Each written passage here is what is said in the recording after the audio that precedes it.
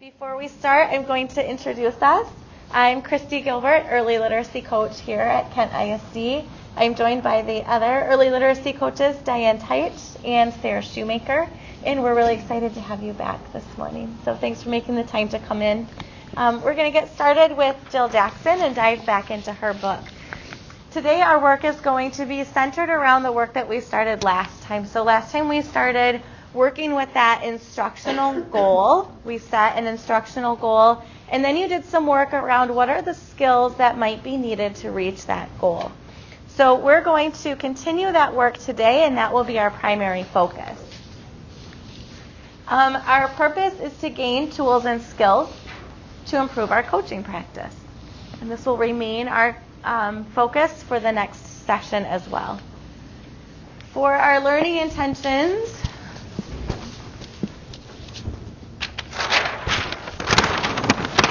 those right up here for you. Go ahead and read them on the screen. They will also stay posted here to help you focus your learning for the day.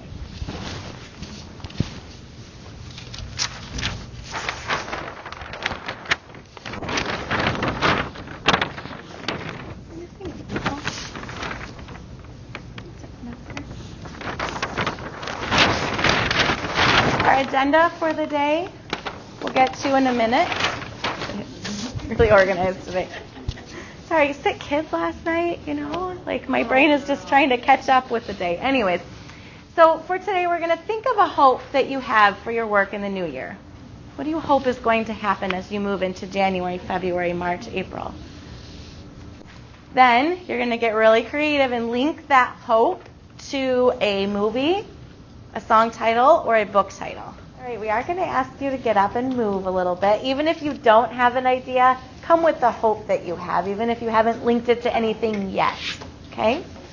If you would stand up, find someone with the same or similar color shirt as you, and gather with that person to share your hope and your connection. And finish your sentence and bring your conversations to a close. You can return to your tables.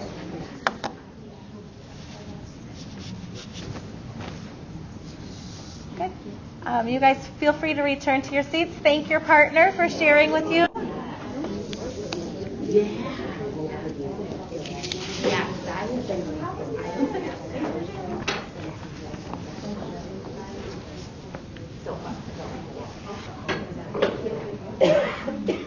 All right, just by a thumbs up, were there any groups where your partner helped you generate some ideas for your song title or movie title or book title?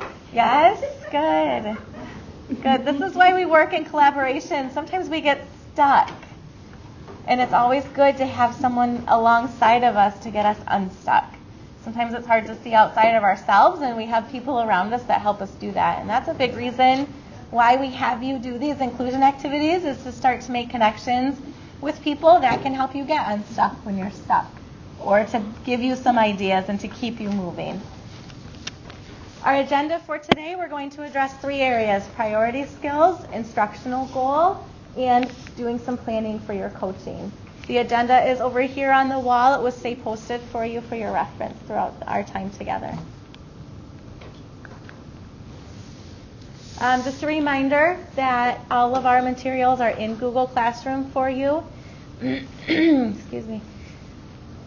Sign-in code is on your blue sheet. Slide deck is in there for you as well. I'm going to turn it over to Sarah, who's going to start walking us through priority skills.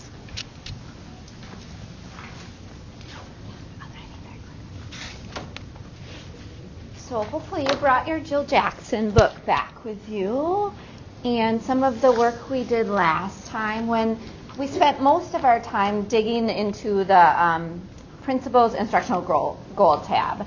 So pages 7 through 11 we were looking at, and you were thinking about what is a school improvement goal you have in your building, what is kind of an area of focus in your district, how might you decide on a common goal to work towards. And then we gave you a blank staircase on a regular size sheet of paper, and you were starting to think about what would be the instructional goal that would go at the top of the staircase, and what might be the steps that you would take to get there. And we were numbering them in priority order and taking them back to our buildings or districts to have conversations with colleagues about, does this seem right? What might I be missing? What else might you add?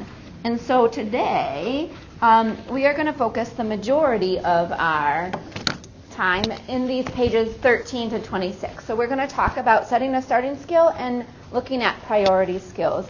And something we notice when we're working with other coaches or working with teachers is that sometimes getting to that content instructional skill really is second to addressing some of the priority skills like classroom management, behavior, routines, learning targets, things like that. So in Jill Jackson's book, the priority skill tab starts at page 21, and that's where we're going to start this morning because we need some of those basic skills in a classroom like routines and procedures and ways of operating and focusing and engaging children to build a solid foundation before we can be successful in the instructional goals or content areas.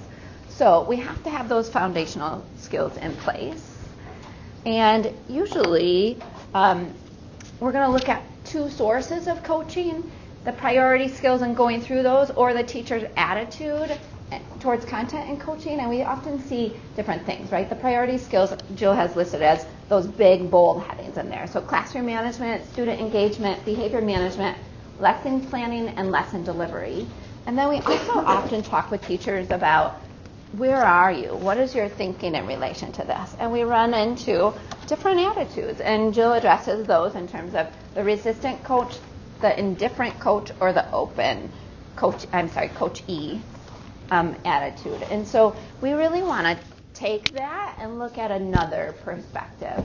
Look at the third point data to say what might be a coach or a Coach E's perspective on where they are. And so Jill runs through a whole bunch of things in there, and I think you have this in at the top of your packet that we just handed out. A priority skills teacher reflection.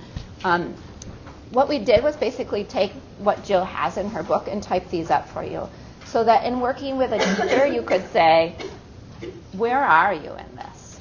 Or you might reflect individually and say, this is where I see the teacher being, and how can we have a conversation around that?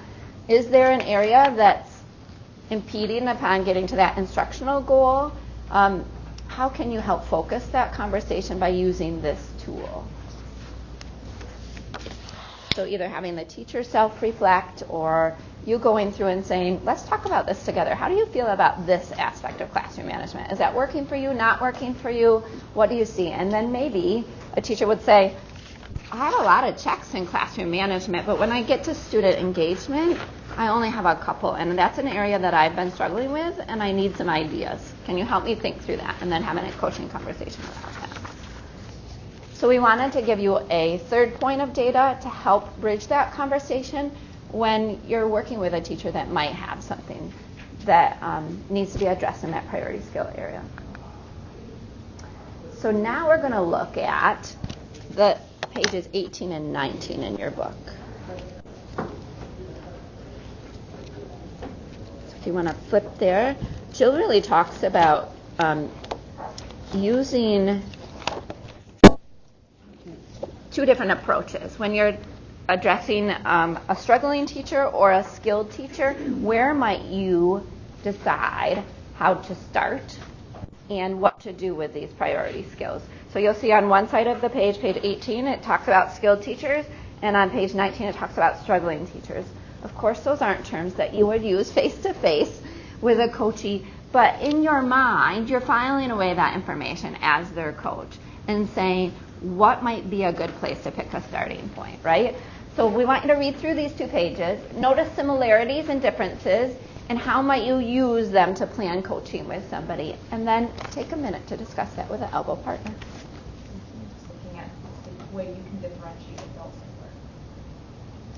We often remind ourselves here that adults are just like children in the classroom, and that we have to expose them multiple times. We have to approach them different ways and give them choice, right? We have to think about why are we putting a learning target there? It's for adult purpose just as much as kid purpose, right? And so how do we make those options available to the coaches that we're working at it through the growth model of everybody has an area to grow, and some might be growing in these priority skills and some might be ready to focus on instructional goals, but to say, where is your area of growth? Where do you see that? Thank you. Yeah, and you have teachers in your building that aren't going to need to work on these priority skills, but you also have teachers who think they don't need to work on the priority skills, and the priority skills might be impeding getting to the instructional goals. So, thank you. Anyone else? Yeah. Question. Is this available electronically? We can make it in the classroom. That would be fantastic. Yes. Thank you. So Diane is going to talk to us a little bit more about the priority skills and address the staircase that you have in front of you. Okay, so you should each have one of these big priority skills staircases. And what we did was we took that information from Jill Jackson's pages 22 through 24, and it's the same kind of bullet points that are on that checklist that we made for you, to give to teachers to self-assess. So moving from left to right, you'll see each of the priority skills, and it ends with the building's instructional goal, because you don't want to address this if teachers don't have these in place, right? So this is kind of a first step. This staircase is the first one you're going to work with. And when a teacher has all of these, and you're ready to work with a teacher on their instructional goal, then you're going to move to a second staircase that focuses on the steps to achieve the instructional goal. And later this morning, we'll give you time to work on continuing to develop that. It's kind of what we started in our last session. So underneath each of these kind of big overarching priority skills are the progression of skills needed in order to achieve that skill, right? So when the teacher's going through or you are going through and checking off which things do they have, those are the things listed here. So they've got all of these, but they're missing half of these. This is going to be a starting place, right? If they've got all of this, but over here they've got some things missing, that's going to be a starting place. Once they have this, then you're going to move on to the instructional goal. Make sense? Okay. So I want you to take a minute or two and kind of just read through the priority skills staircase. Look it over. As I said, it's the same skills that are listed on pages 22 through 24 of Jill's book, and also on that self-assessment sheet that we made for you. Think about what fits with your thinking with this. Are there other skills you might have identified as being really essential before you can work on an instructional goal with a teacher? Is there a different order that you might put these in on the staircase itself? So just take a minute to think about that in your own mind, and then you can turn and talk with your table partners and share your thinking.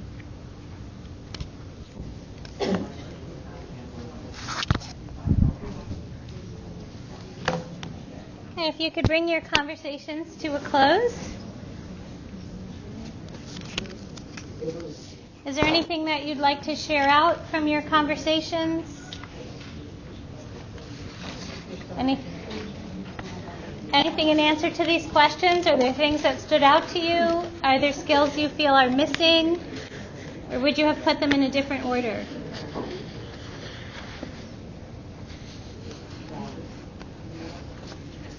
Okay.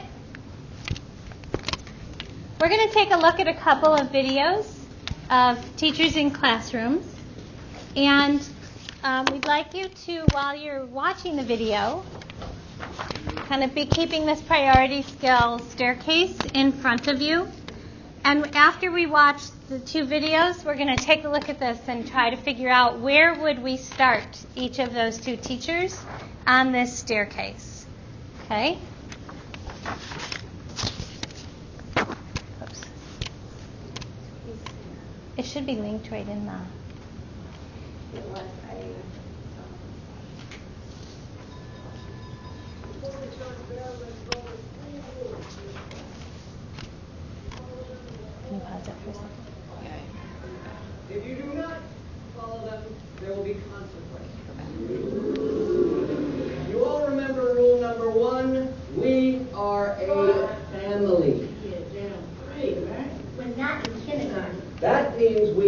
each other out. We stand up for each other. We defend each other. Rule number 2, we respect each other. Hey, you will call me sir, not man, not dog, not fool. If you were asked a question, you will say yes, sir, or no, sir, not yep, nope, nuh-uh. Nuh-uh, fool. Respect, Julio Vasquez. You will not talk unless I call on you. If I am talking, you are listening with your eyes right here. Rule number 3, we will form a line to enter and exit class and go to lunch. Come on. Shoemaker? What? What, sir? Ah, Shoemaker, thank you. For what? Reminding me about rule number 4, no smacking of lips and rolling of the eyes. If you break one of these rules, your name will go up on the board. So stupid. If you break another rule, you will get a check. If you break a 3rd rule,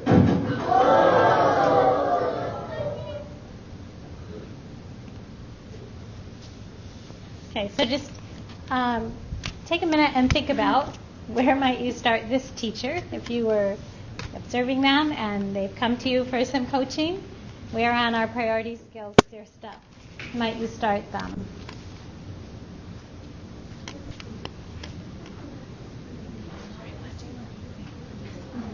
Yeah, we've got 10 minutes.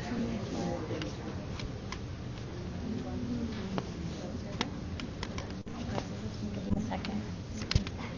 Give him a second.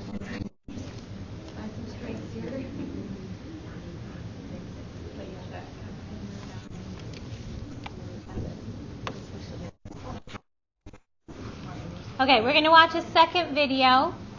This one may not be as clear as the first one. So sometimes when we walk into a classroom, we can look at the situation and say, okay, clearly this teacher needs some priority skills, right? This one might not be as clear. It might take a little more thought to figure out where we would start this teacher. Aaron. The team is amazing. You guys win every weekend because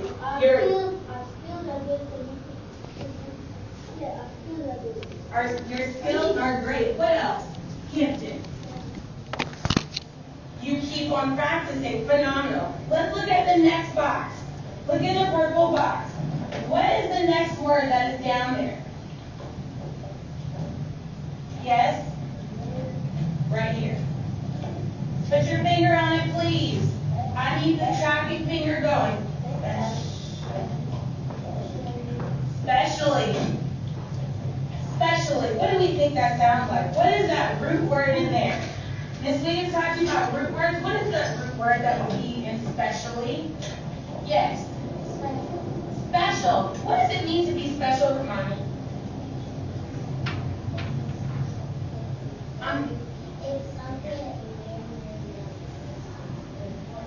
Something that you like a lot and is important to you. Excellent. Next time, let's try just a little bit more loud. What does it mean to be a little bit louder when we're speaking? Conviction. Thank you. We need to speak with conviction. I can barely hear you. Miss Wiggins is old. I'm hard of hearing. I can't hear you if I'm over here, okay? She said that to be special meant it was really important to you, and it was something that you liked a whole lot. So if something is specially made, Miss Wiggins specially made presents for each of her students. What do you think that means? Yes, Amari.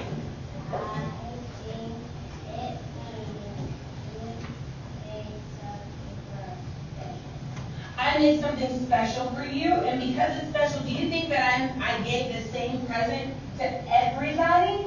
No. Maybe? Yeah, maybe. Who thinks no? Kayla, why not? Why do you think no? Something specially made. Would I give the same thing to everybody? Because it's important. Kamani told us that if something is special to you, it's important to you. Is something that's important to Kamani important to everybody? come on, you might have, what's your favorite animal at home? Your favorite stuffed animal?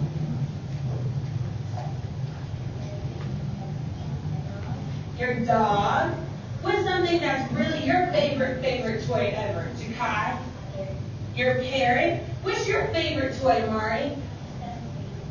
Your stuffed baby toys. Now, do you think that if Miss Wiggins makes something specially made for each of you, that it would be the same thing? Because what did we just hear? Were those all different things, or were they all the same? They're all different. They're all different, and they're all important to you for different reasons. So they're all specially made. Now, let's think about that. If I specially make a special food for you guys, I specially made brownies for Miss Wiggins' class. Specially made brownies for Miss Wiggins' class. What do you think about those brownies? Do you think they're going to be the same brownies Miss Fire's class gets? Why not? Some brownies are different, and the brownies our class has, because they're specially made, means they're important to who? Miss Fire's class or our class? Our class. Exactly. Let's look at the next word. Struggle. What does it mean to struggle? Who knows the word? Cameron, would you like to share out with us? Like if somebody's like rapping you, but when you're struggling to get something, it's in the wall. You put it real hard to try it. So you're trying your best. I heard some key words there. Trying your best. You're trying to get away. You're working really hard. What else do we know about struggling? You struggle on the football field when somebody's trying to tackle you? Tell me why. What's going on?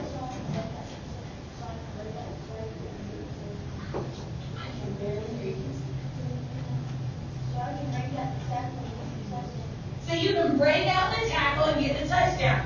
I'm hearing a theme here.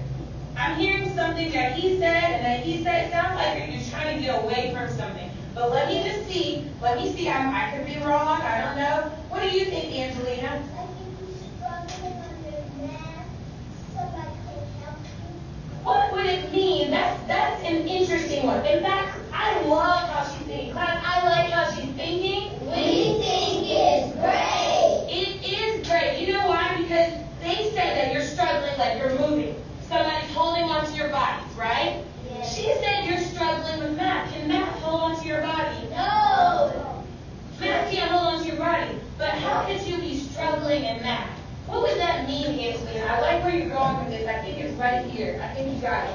What does it mean to struggle in math?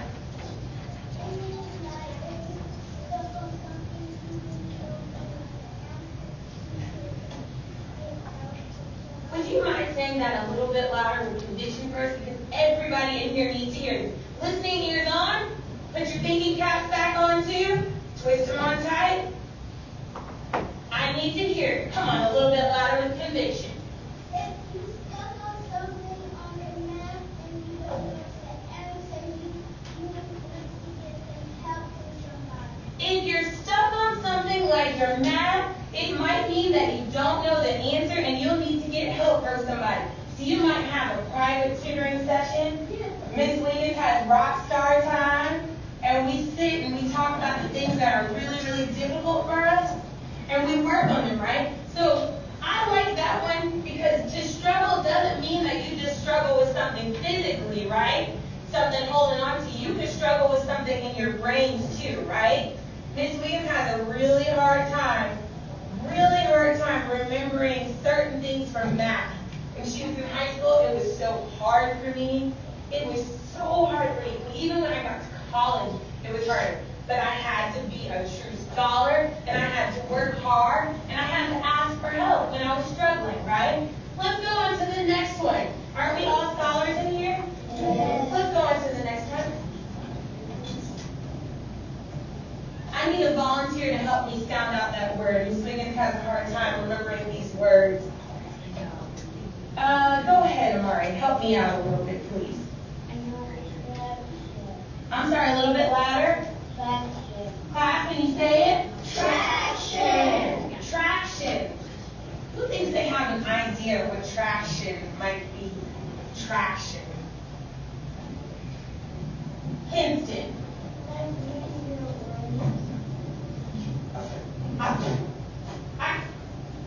Fantastic. High five. Like when you're running. Let me tell you why. He's on to something good. He's not there yet. Who else can help him? He's got a big clue. Miss Wiggins likes that clue that he gave you. Something to do with running. But we'll explain it a little bit further. What do you think traction is? I think traction is when you can run fast and you don't stop.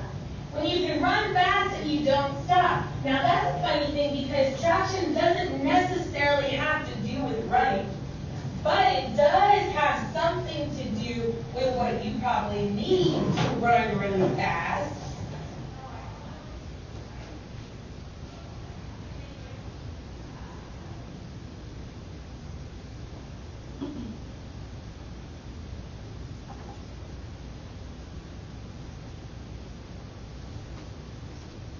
Okay, so using your staircase that you have in front of you, turn and talk with your table partners. Where would you start? This teacher as well as Mr. Clark from the first video. I did bring around some little sticky tabs.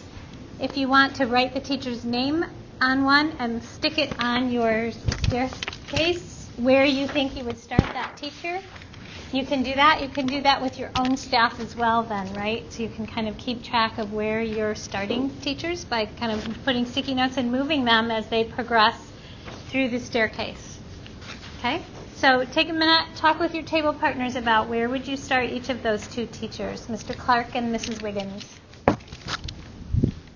Okay, can I get a couple of people who are willing to share out where you think you would start? Let's take just a couple seconds to talk about Mr. Clark. Where do you think we would start Mr. Clark?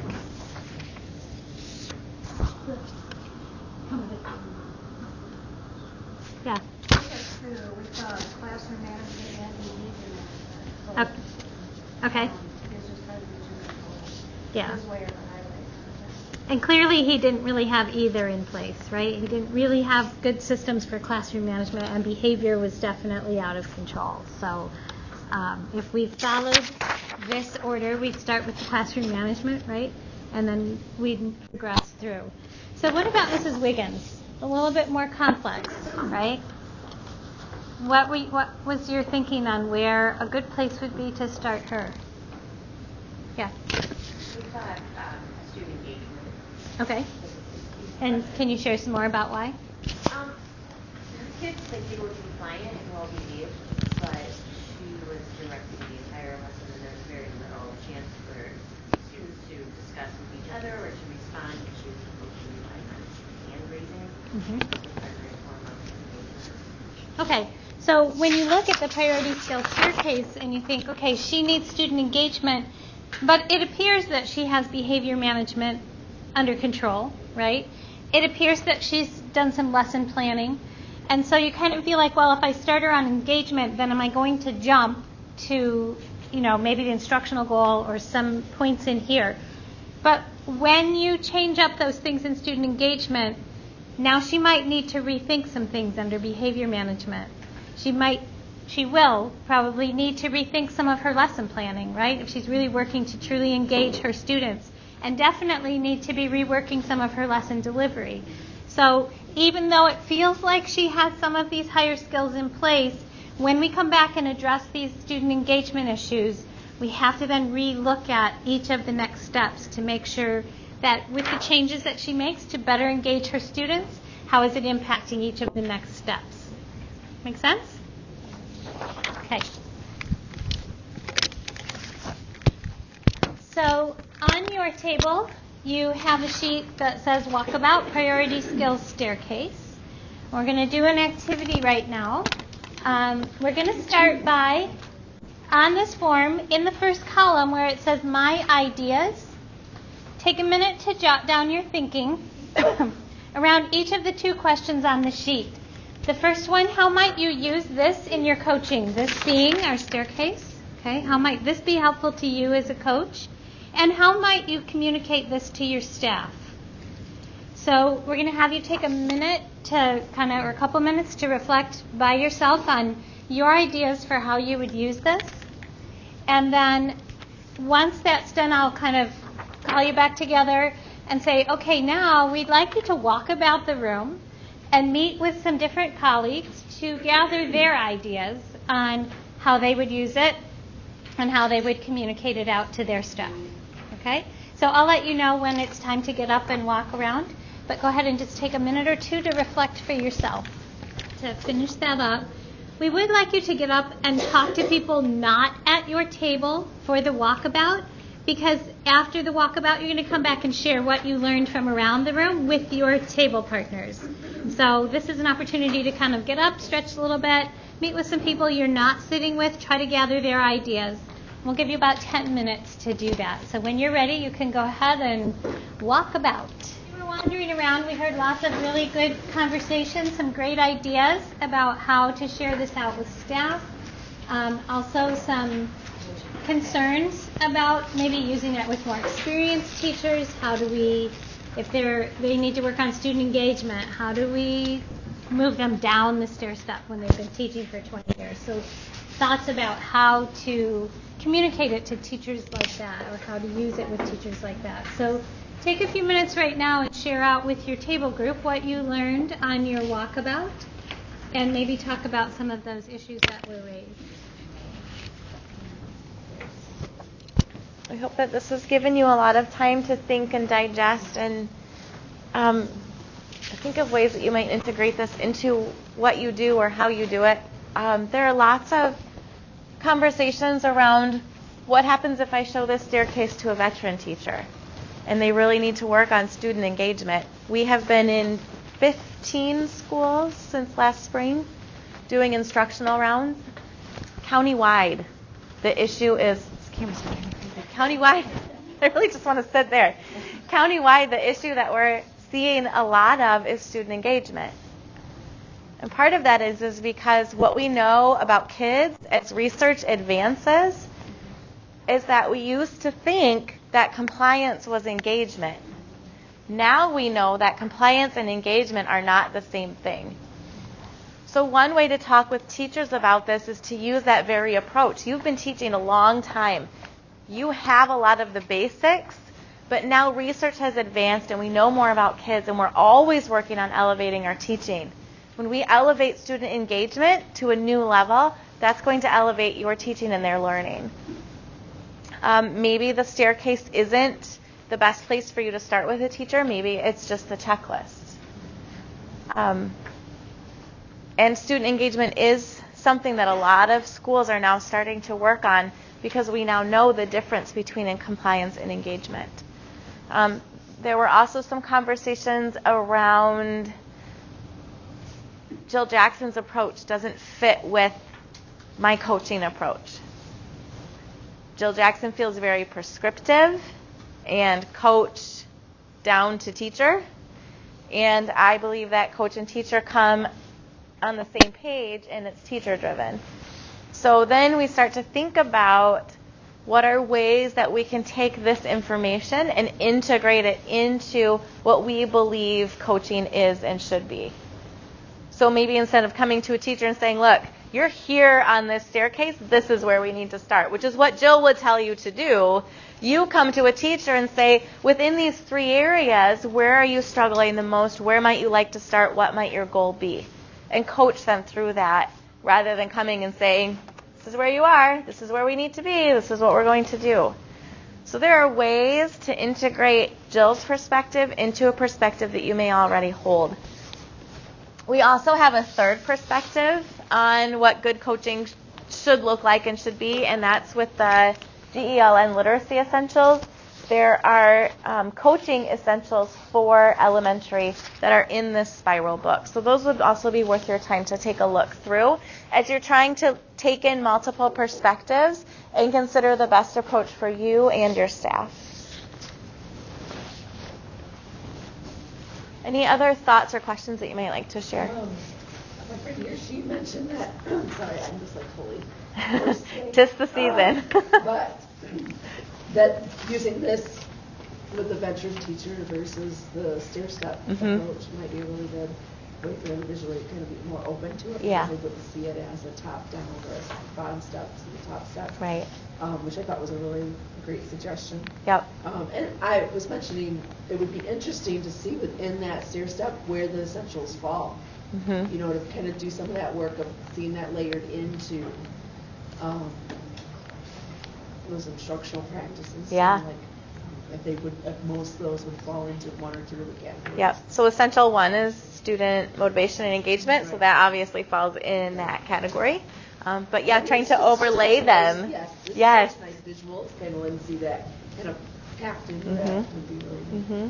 Yep. Yeah, it would be good to see how those two go together. Yep. Any other questions or ideas that you might like to share out?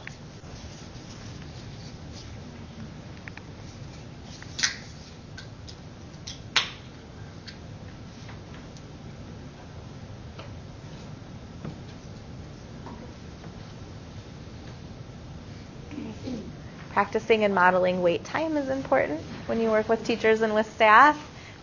In the rounds that we've done, we've noticed wait time of 2 seconds or less on average.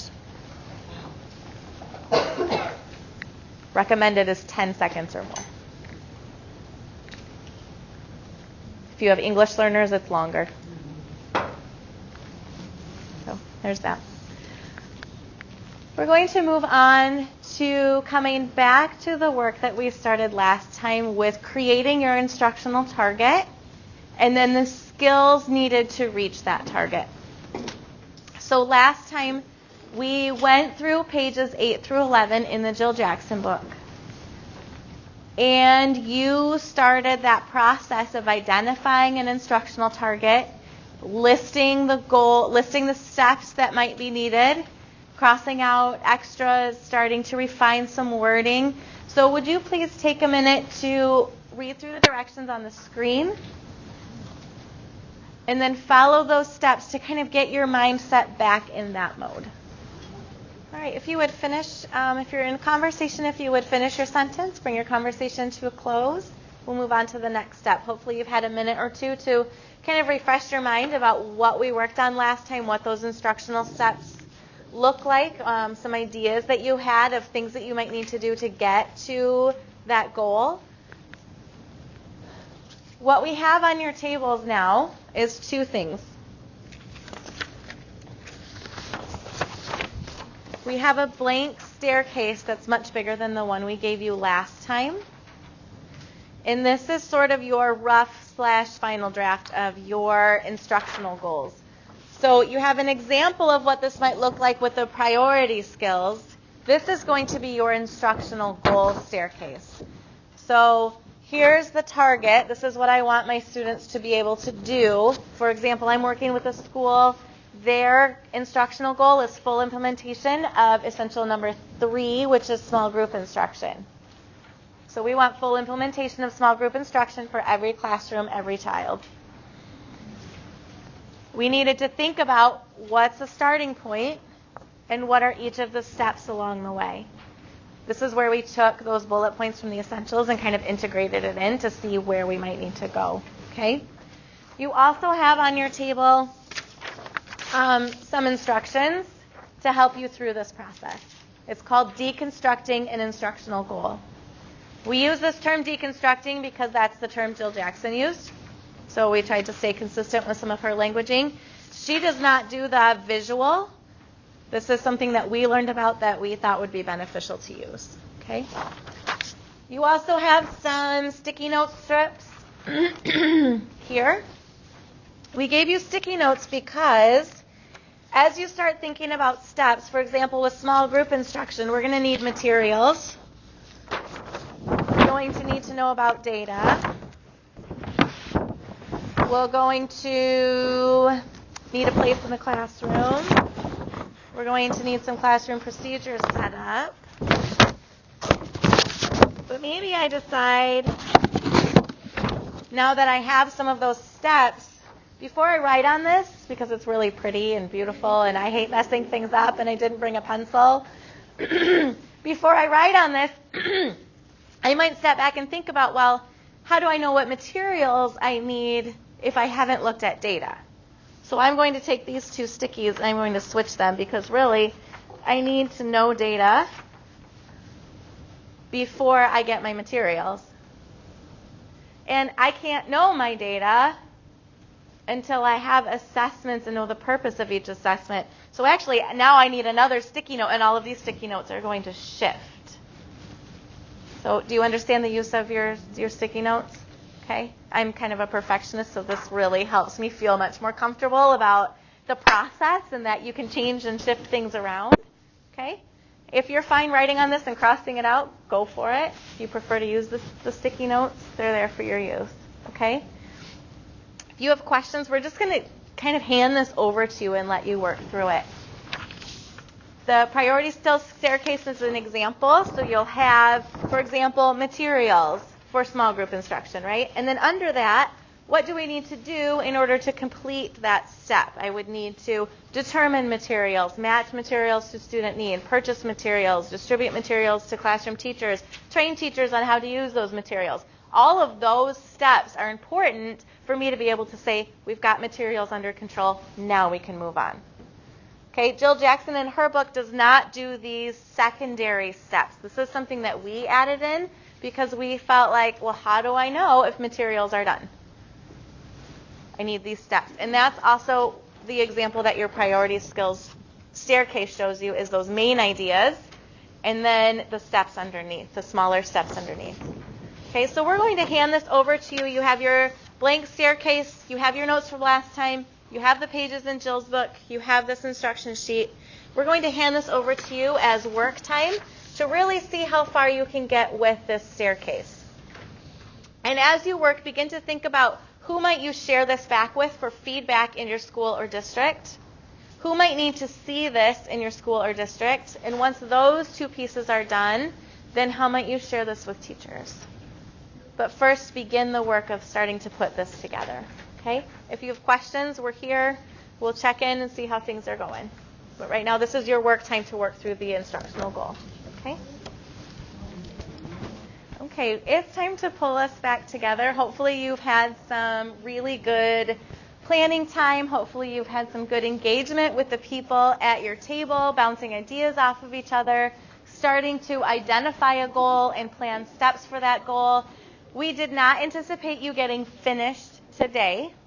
However, your homework now is to take this back, work with people in your school, work with people in your district to get this completed and figure out how you're going to use it. So don't let it just live in your LCN folder that you put in your drawer, which is easy to do, right? Take it back, make a plan. Who are you going to share this with? What are you going to use it for? How is it going to be used? Okay? Great. So here, we also put on your tables a form that says planning your coaching. This is another piece of sort of homework for you to do. And what this form is you can, if you work in multiple buildings, there's a side here for you to write what building you're coaching in, the name of the teacher, the grade level, and then using those priority skills and your instructional staircase, you can start to identify teacher names, a possible starting skill for them, whether that's a skill on the priority staircase or a skill on the instructional staircase. If they've made it through that priority staircase and all of those things are in place, then you start on that instructional staircase. If they're not, then you and the teacher can work together to decide where you might start on that priority skill staircase. Okay? And then a possible approach. Remember, those approaches came from pages, I think, 18 and 19 in that Jill Jackson book. And then next time we come together, if you bring this, we're going to talk about scheduling. How do you schedule when and where and how to meet with teachers, as well as some coaching approaches to take. Okay? So questions were around. Right now we're going to give you time to get ready for your hot or not articles. Before we do that, take a quick minute to jot down how might you use the information from today. What's your next step?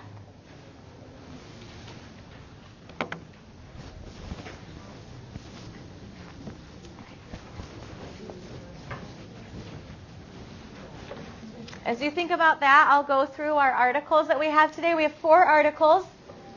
The first one is called No Zero Policies. Help or hurt students. This is about grading. Do we give students a 0 as a grade or don't we? It's geared more through like 4th through 12th grade. Sharing student work beyond the classroom. It really spans all grade levels. If you are working with the essential instructional practices, this goes really well with Essential 1, motivation and engagement, purposes outside of the classroom. Multiple intelligence theory is again geared K-12. And the last one is raising student voice and choice. Is it a good idea? K-12 is the audience. The examples in that article are 6-12. You have the room locations in your green packet, so if you would take a look at that, you can kind of stack and pack and get ready to move on. Okay, thank you for your time and work today.